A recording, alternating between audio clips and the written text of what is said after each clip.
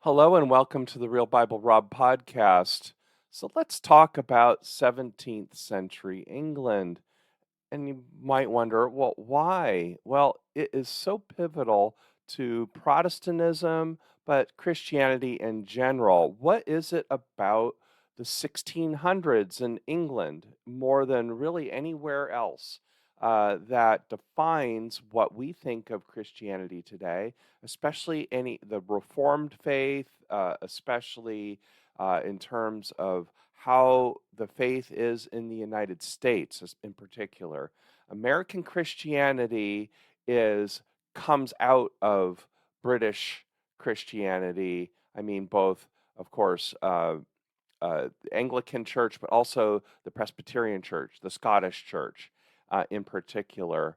And really, the American experience of Christianity is so much defined by this. Whether you're a Protestant, a Catholic, Eastern Orthodox, whether you're Lutheran, Presbyterian, Methodist, or non-denominational, Baptist especially, uh, you're way more influenced by it than you may want to be. and and I'll explain that. So I'll explain that a little bit from the point of view of the King James Bible, which, of course, no matter what your denomination is, has greatly influenced American English and how we see the world. But also the Westminster Confession of Faith, which happened in the mid 17th century, and its background of civil war. And then also the Second London Confession, which is also known as the Baptist Confession of 1689, and its relationship to these other events, but also as part of what was called the Glorious Revolution in England in 1688. So this era, I'm not going to talk a lot about a sort of complete history of this because I'm not a historian, but I see connections, and in my studies of Christian history, which is, of course, a big deal for me as a Presbyterian, but these connections here really affect how we see the church in a tremendous way, more than most people realize. It's also extremely political. So anybody who says that the Reformation, that the church isn't political in any way, just doesn't have any idea what's going on here. Um, Finally, I'm going to kind of make a little bit of an allusion to the and connection to the period in the early church called when the Nicene Creed came, the Council of Chalcedon, and then the formation of the biblical canon. This was also an era of this kind of consolidation that was going on that we see in 17th century England. The reason why I'm going to make this connection, again, it has more to do with us and the way we see history rather than the actual events that happen, because both of these periods are considered periods of orthodoxy, or when orthodoxy was created, or something the church should go back to in a way. But we totally look at these eras with rose-colored glasses. We have bought into the propaganda of these eras, just hook, line, and sinker. Protestants, especially in their view of, the Luther's purpose and why he did what he did, and especially Calvin, and how people took Calvinism and then how it got subsumed with politics. Now, I know that's deeply uncomfortable for a lot of people, but I believe that when you understand a little bit about the political nature of this era, then it will help you put into perspective, what do we do with it? Do we want to go back to that? Because boy, there are a whole lot of Christians, especially conservative Presbyterians, like in the PCA Church, the OPC Church, they they believe that going back to 17th century England is the path to salvation, is the path to understanding the true purpose of the church. And I just think there's nothing farther from the truth than that. There was no period in the church. So let's begin by just talking a bit about King James and the environment in which the King James Version of the Bible came out of and why it's so important to us. Like I said, I'm not a historian, and if you want more scholarly um, works on this, if you want to go more authoritative about this, there's things way beyond what I'm saying. My purpose is not necessarily to present the history, but more to present political context and how we use it. So let's start with King James. King James, the period here you have to remember was after the ambiguity of the English Reformation. Uh, the After King Henry the Eighth, which of course is a completely political version of Reformation, right? So there's no doubt about that. Nobody thinks that King Henry the Eighth had any religious purity or any desire for that at all. Unlike where you look at Luther or you look at other reformers and kind of say, well, maybe they were driven by good motives or what. King Henry VIII was clearly not driven by good motives. But that kind of, it's not so much what Henry VIII did with Reformation as what happened after him. With his uh, succession with Mary the First, who was counter Reformation, strongly trying to bring Catholicism back, and then with Elizabeth the First, Elizabethan era, which was very ambiguous. It really wasn't anti-Catholic and pro-Protestant as many people think, and she just kind of put things in a stasis in order to keep peace.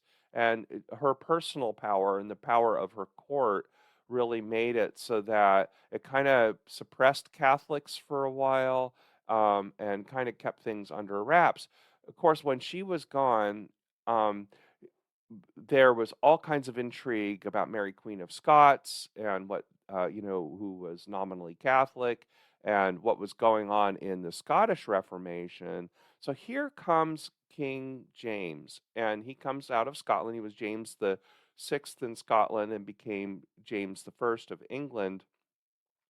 And there's lots of history about how he came to become king, but there's the primary purpose for him was trying to preserve the Reformation and trying to balance the forces, uh, religious forces in England and in Scotland, and also the Puritans, who were, a very broad term. So he's playing a political game essentially.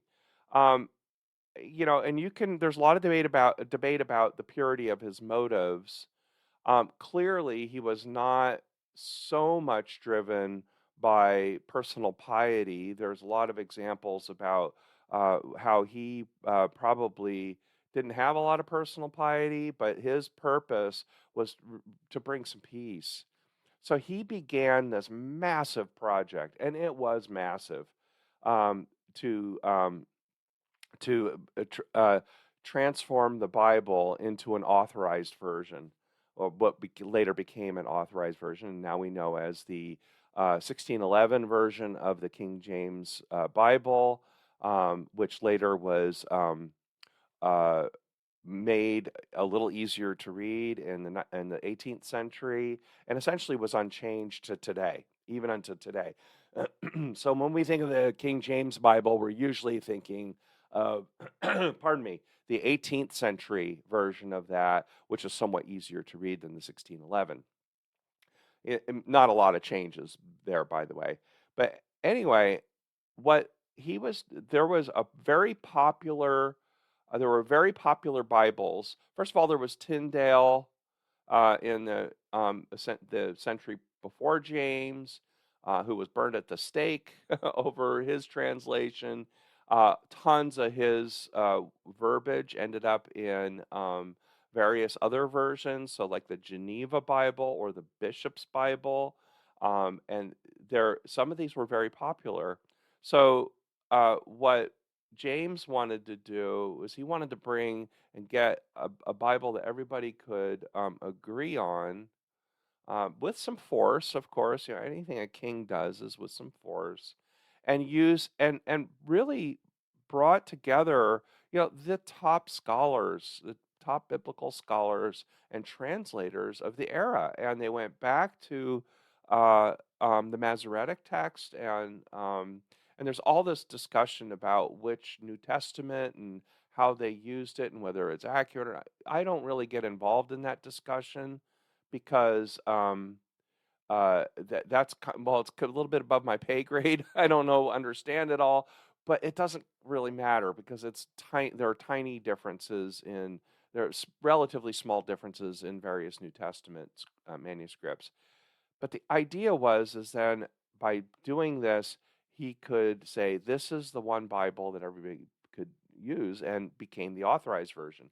It took many decades for the King James Bible to replace uh, earlier versions, but largely they succeeded, and it succeeded spectacularly. I mean, think of maybe with the exception of the works of Shakespeare, no English language works of this era have succeeded as much as the King James Bible.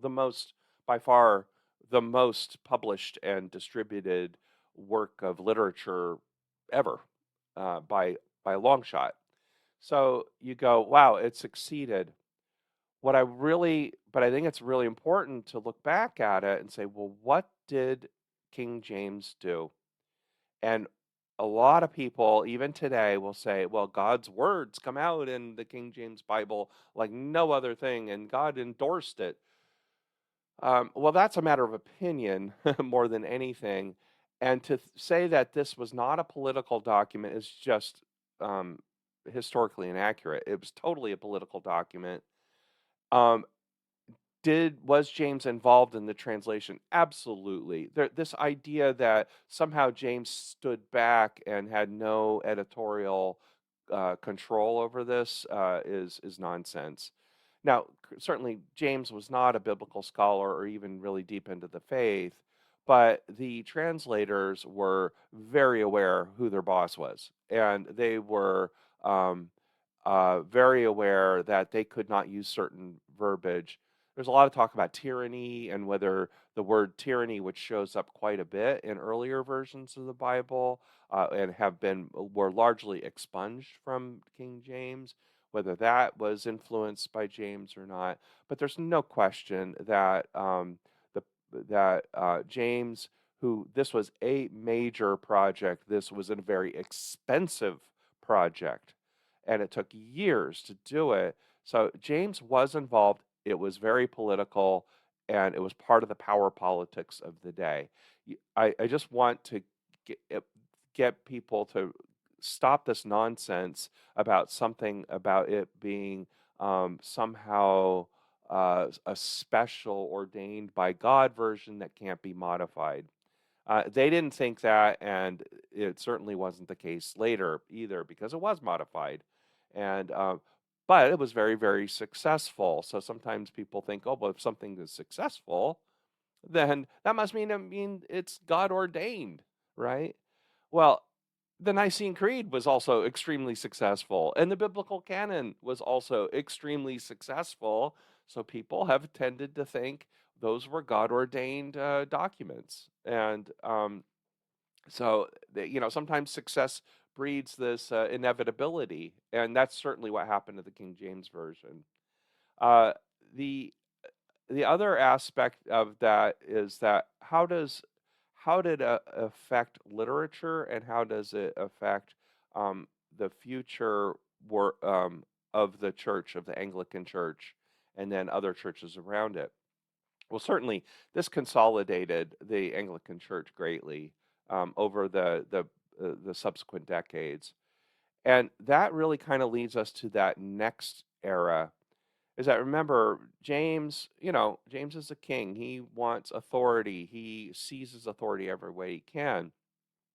But there was a lot of things bubbling up at the time in the early 17th century, especially in Scotland. We have John Knox, who was banished in the previous century, in the 16th century, in the 1500s, and he took advantage of his banishment to um, uh, go to and study with John Calvin, became an acolyte of John Calvin, and then returned to Scotland as part of the Reformation effort in Scotland. And he came up with this and wrote, I think it was just in a matter of days, wrote the Scots Confession that we know today in 1560, and really made um, the Scottish Reformation happen with a Presbyterian government. Remember, Presbyterian refers to how we govern the church, and and a very strong Calvinist bent, much more than anywhere else, maybe except for Dutch Reformed, which came later. But the idea was that he uh, he had created another form of Reformation. Um, you really can say it was as political as the English Reformation was. Um, yeah, I mean, there was certainly a lot of political bent and consolidation of power. Probably, certainly John Knox is nowhere near as flamboyant or authoritarian as um, King Henry VIII. But it followed a similar track, and that was is that the reformers seized control and were pushing the Catholics aside, and that certainly happened in the Scottish Reformation too. So this was going on. So this had gone on the previous century in the 1500s. By the time you get to 1639 and the early 1640s, you're getting into that era where something called the Bishops' Wars. And these were basically wars between England and Scotland. And King Charles the First, remember, Charles the First comes from James, who was a Scottish king who came down uh, to become the King of England. And Charles the First was trying to take uh, his father's control and exert that on Scotland. In other words, kind of go back to Scotland and bring Scotland under his control. And out of the bishops' wars, came this effort um, to to coerce them to come together and unify. It wouldn't be for another half a century or more, 60 years or so, before there was true unification between England and Scotland. But out of this came the Westminster Confession of Faith. In 1643, the Church of England um, and the British Parliament tried to consolidate their understanding of Christianity and tried to make it so that it was broad enough and I hate to say it for a lot of people, compromised enough in order to have the Calvinism of the Scottish people, the Scottish church, and the Anglican church, so they could unify theologically. There were lots of forces working on them. There was also the Dutch Reformed, which were much more severely uh, Calvinist. They'd already had their three forms of unity: the Belgic Confession, the Second Helvetic Confession, and you know, uh, and their works bringing together. And they, uh, so the Westminster Confession was really a political idea of bringing these various forms of Christianity and excluding the radicals. So this is where the word Puritan plays a big role. And we always have to remember Puritanism, American Puritanism, and Puritanism in England, Scotland, and the Netherlands are not the same thing. Uh, Puritans were both, it was both a description of this effort or in this Calvinist effort, but it was also a polemic. It was used against the radicals too. So what you have to say, well, was Oliver Cromwell and in the English Civil War, was he a Puritan or not, or was John Milton, who wrote during this period, a Puritan or not? There's some debate about that. So this is where I don't understand it completely. What I do understand, though, is that the Westminster Confession of Faith was a political effort to bring these various strains of Christianity and moderate them to the point that they could all agree to it. This effort was very valiantly done through the 1640s, but when after Charles I was beheaded and Parliament supremacy happened, there was a rush to the end. There were over 1,100 sessions with 151 delegates to build up this confession of faith, and then the catechisms that went with it, the shorter and larger catechisms, which those three documents together comprise the Westminster Standards, and um, those 151 delegates were all Anglican. Now, others were invited to participate from all over Europe. They were invited to be part of this because, remember, their goal was try to get as many Christians. If they could have gotten Lutherans in, they would have done it. If could have gotten the Anabaptists, they could have gotten people from all over into this. They would have done it. They certainly would have liked to have the Dutch Reformed in it, but they were not voting members. The only voting members were Anglican, and it was only but the only people who really did go, everybody else rejected the effort except for the Presbyterians, and there were Presbyterians involved, and they greatly influenced how the Westminster Confession was formed. But by 1649, when the war started raging and and King Charles I lost his head, there was kind of a rush to the end, and they finished it quickly because I believe, and I don't know how historical this is, but I believe that they were trying to prevent the radical forces of Puritans and also the war from derailing the effort. So they got the Westminster Confession out. And just like the King James Bible, the Westminster Confession was spectacularly successful in its effort. And it brought Presbyterians and Anglicans not quite under a common communion, but at least a common theology. And it became the basis for the Presbyterian Church. Presbyterian Church has largely rejected the Scots Confession because it was severely anti-Catholic and was problematic in a lot of ways, and and it's much more, I would say, a Calvinism that most people could accept.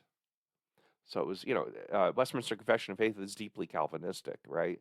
But it was deeply Calvinist, but it was a kind of Calvinism that could be accepted. So, for example, there are definitely parts of the Westminster Confession that softened the idea of predestination, double predestination especially.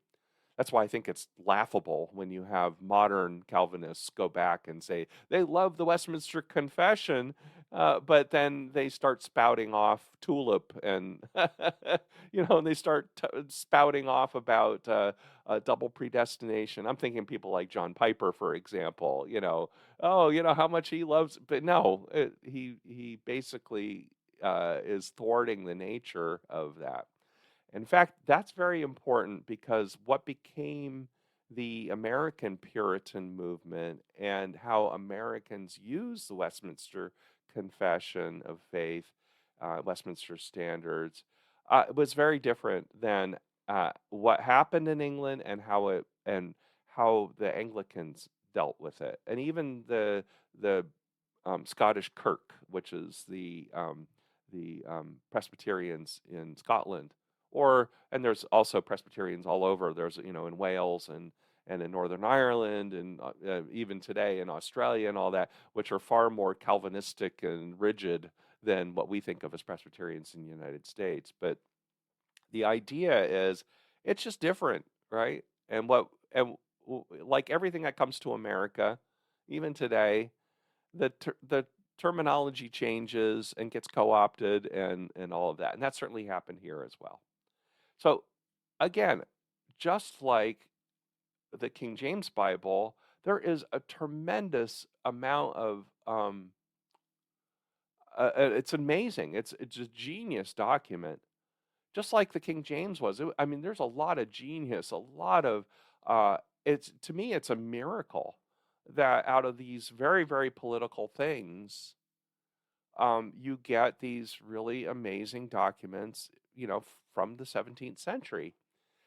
That's why I mentioned the Nicene Creed, the Council of Chalcedon. Uh, Nicene Creed's a fourth century document. Chalcedon was what, fifth century, or I guess, yeah, in that era. The formation of the canon after Athanasius and others. I mean, really wasn't until the fifth or sixth century, but that era was just a seed bed for so much of what we think of as traditional Orthodox Christianity. And of course, the Catholic Church just rested on that for centuries and centuries, right? And that's why we think that they're Orthodox, because they were brilliant and spectacularly successful in getting people to think that a certain way. That's what happened in the 17th century, too. That's why we think of the 17th century as the source of Orthodox thinking for Protestants. Protestants have a mythology that it comes from earlier. They have a mythology that the Calvinism that they know and love is based on Calvin's writings, or that the Lutheranism that they love and know is based on Luther. It's probably closer with Luther. And especially that modern Protestants believe that Luther and Calvin and the other reformers were reaching back to a more Orthodox Christianity than the Catholic Church had. And that it wasn't political at all. It was all theological, it was all God ordained. The problem with that propaganda is that the Catholic Church was very, very corrupt and had been for many centuries, of course, and was selling indulgences and all of these things that Luther railed against and others. So, there was definite need for reform, no question. The question is did the Protestant Reformation represent reform of the Catholic Church or a reach back to something before the Catholic Church or not? It is absolutely 100% clear that the Reformation, even Calvin, who was a total rejectionist, even Zwingli and Anabaptists were rejectionists too of the Catholic Church, much more than Luther. Everything they knew, everything they say is based on Catholic theology. They didn't go outside of Catholicism. They didn't spend, none of these reformers went to the Middle East or went to, or even, went to the Celts or went to Ethiopia or anywhere else where there was a thriving Christian church to get new information. No, everything they did was centered in Western Europe from Catholic theology. So you just got to get away from this idea that there's some, purity going back to, the first century. It's always been an image of the first century, greatly influenced by the rise of the imperial church in the 4th, 5th, and 6th centuries, and then modified to serve political purposes in the 17th century. if you have any honesty about the history of Christianity, I think you have to make those connections there. And then finally, I'll just touch a little bit on the rise of the Baptists, and I'll use them as an example because in 1688 there was another fight over Catholicism with James II. After the Restoration, there was Charles II in England, and the restoration of the monarchy. Then there was somebody called James II, who was, by a lot of measures, a very incompetent person, but he was highly Catholic, and he was trying to return Catholicism to England, and he failed. And then came William and Mary, and William and Mary. This is William of Orange out of Holland, out of the Netherlands, and William and Mary. So, Parliament gained a lot more power. There were a lot of documents that came out of this era, and it's called the Glorious Revolution. And this is the beginning of a lot of democracy efforts. The idea American democracy definitely comes from this era, and the philosophies of this era. But one of the things that came out of it was this thing called the Acts of Toleration.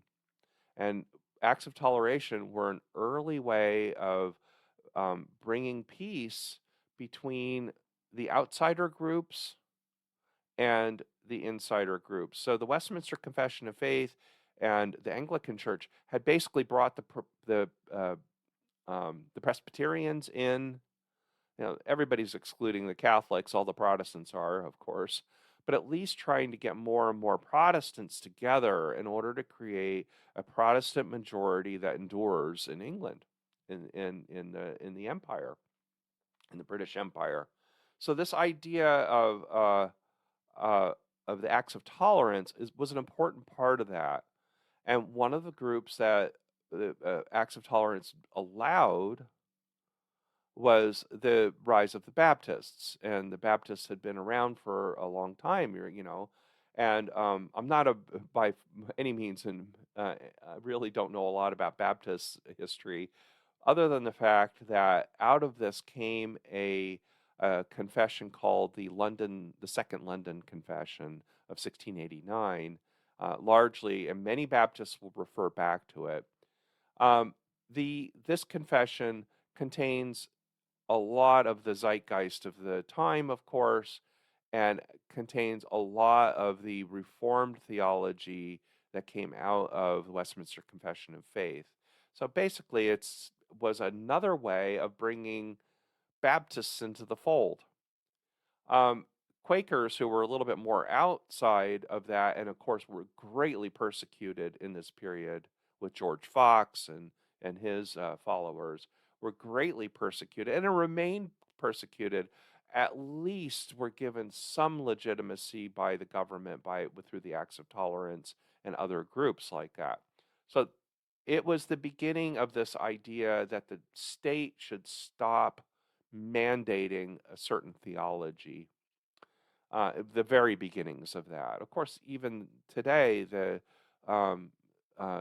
United Kingdom is officially has state religion, but of course, in practice, it doesn't at all. And of course, by the time of the American Revolution, the founders of the United States quickly realized that they didn't want to repeat the English Civil War and the religious strife that had happened. So obviously, that became a founding principle. As much as people try to say that America is a Christian nation today, or even through the decades or centuries, they knew at the time that this was a fool's game, that they did not want to repeat the experience of England. So that's the purpose of the Acts of Tolerance, and why really the Baptist movement in 1689 comes out of that. So you can see, my hope here is that you can see that this period here was basically dealing with the Reformation and codifying the Reformation through the Bible, King James Bible, through the Westminster Confession of Faith, trying to consolidate all these various streams of theology into something that was officially sanctioned by the state, essentially, and um, then acts of tolerance and the ability of bringing in uh, other um, other faiths alongside.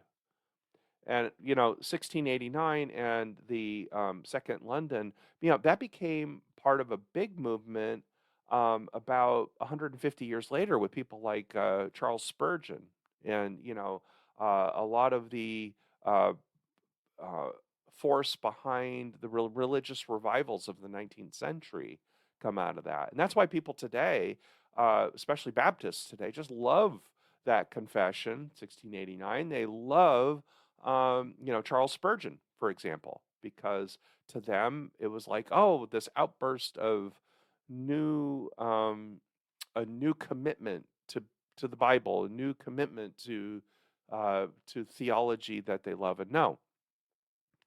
But again, there's a founding myth there. There is propaganda behind the motives and the reasons why the reformers did what they did.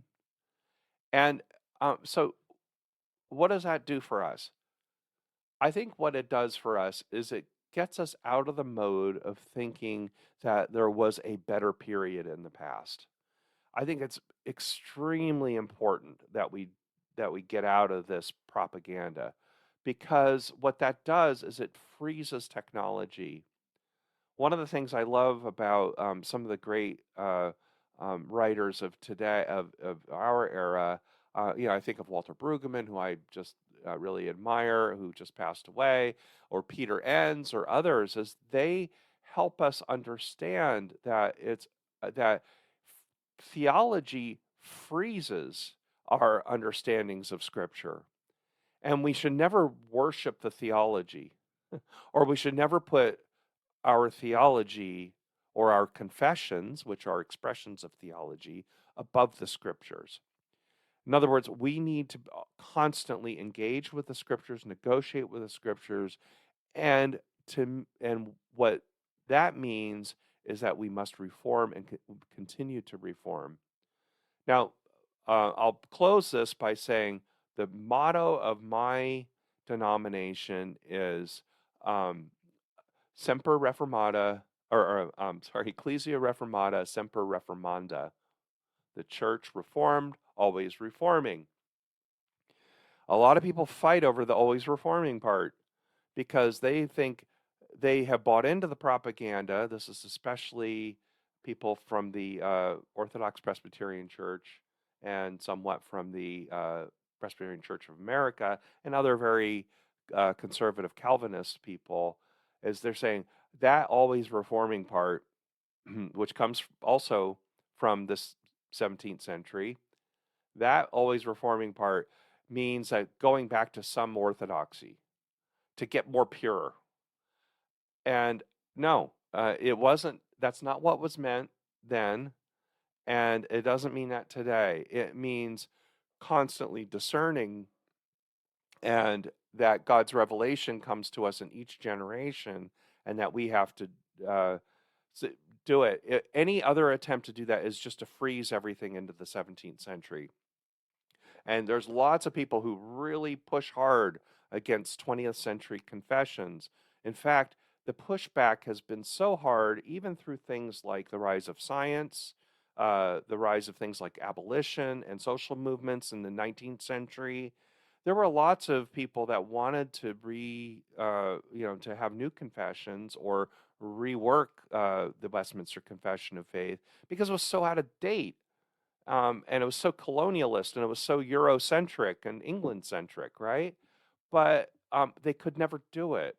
And they couldn't do it because there was a lot of this, no, we need to freeze theology. We need to stop asking questions, in other words. Fortunately, by the 20th century, we were able to deal with some of that, but we're still fighting that effort.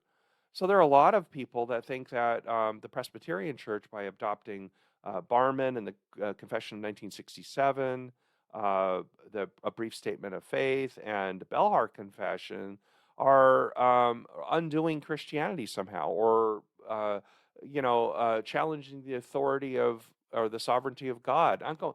That's complete nonsense. Uh, why is questioning and redoing and looking at confessions again um, challenging the sovereignty of God in any way? I mean, are you saying that the sovereignty of God is represented only in the Westminster Confession of Faith? Come on, no. So that's that is that originalism, which I call phony originalism in another podcast episode, and the desire for reform, desire to acknowledge that there has been a rise of science and we know more, we know much more today about nature, about the world, about the universe. We know much more about biblical studies today than they did. The reformers had very limited understanding of the Greek and Hebrew Bibles uh, than we do. We know a lot more. We have archaeology that they didn't have. We know about dinosaurs and they didn't know about dinosaurs. We know about the history of the universe and how it came to be. We know about science. We know about biology. We know all of these things. Plus, we don't accept slavery anymore. We don't accept forced marriage anymore. We believe in public education. We believe in labor rights. We believe in a lot of things that have made people's lives a lot better. Why do we say that those are bad and we have to go back to an era before all of these good things came to be? Why can't we integrate those into our theologies? And that's what the confessions of the 20th century, 21st century, and the purpose of the church is today is how do we see all of the new knowledge, all of the new understanding that we have about humanity and have it be part of our theologies today instead of going back. You can tell I have a bias about this, but I think that my bias is historically based, that the people of these eras had no idea that their work would last 300 or 400 years and become dogma. You think about that as it becomes orthodoxy. You know, the Protestant movement, especially Presbyterians, really shouldn't be thinking about orthodoxy, because orthodoxy is a Catholic thing, is a thing that doesn't allow for the good governance of the church or thing. But they love that word orthodoxy, and they cherry pick which Catholic theologies they want to bring forward as their orthodoxy, and they look at the Westminster Confession of Faith as their orthodoxy. And it was never intended for that, even though it became that. So, with that, I'll say people say lots of things about the Bible, but also about confessions, and especially about church history that aren't really there. There in church history was political, messy. Their motives were sometimes good and sometimes horrible. But for us to say that there's anything special about the 17th century theologies, that they can never be touched, that they're some kind of like golden tablets, is just nonsense. And with that, I say thank you for listening and God bless you.